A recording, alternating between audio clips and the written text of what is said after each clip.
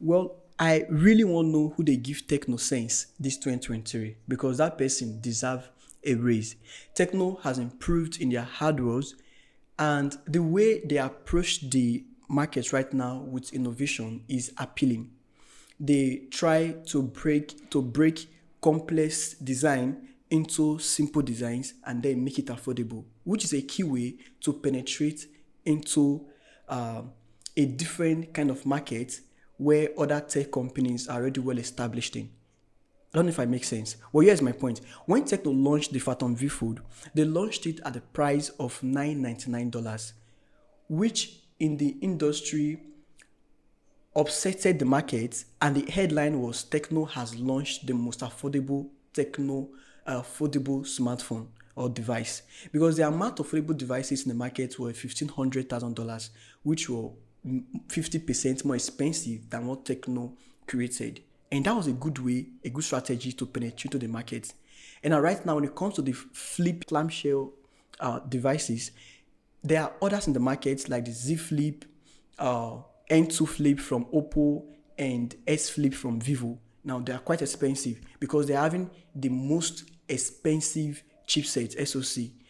But Tecno has made the Tecno Phantom V Flip, or what they call Phantom V Yoga, and then the chipset inside is Dimensity 8050 5G chipset. Same chipset that powers the Tecno Camo 20 Premier and Camo 20 Pro. So what's the advantage of this? It means that the Phantom V Flip Yoga could be priced cheaper than the others that are already in the market, which is a good way to penetrate into the market. So it gives you this mid-range performance, but the mid-range performance is still exceedingly good, not that bad.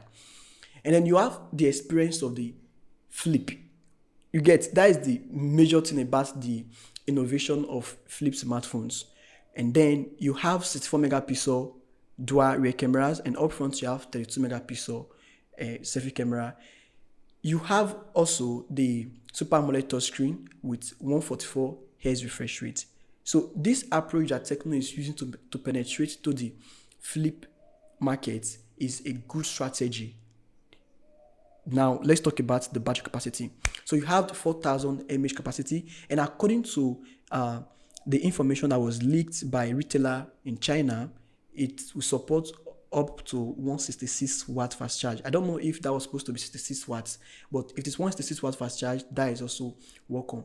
And remember the display this time being a Super AMOLED touchscreen, you expect to have an in-display fingerprint scanner, but no, you have side-mounted fingerprint scanner.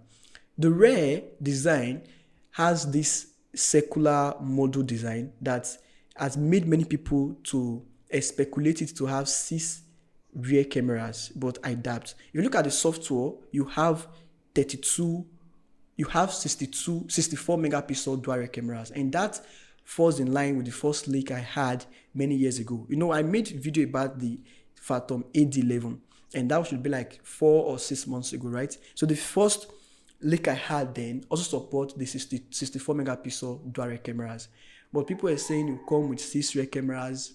I'm not sure of that. I'm more in the line of 64 megapixel rear cameras, and that too is not bad. Is a great way to penetrate to the market.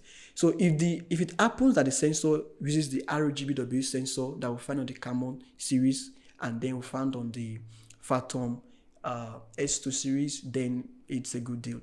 So will this smartphone be launched this year? That's many questions I'm seeing on my timeline or DM.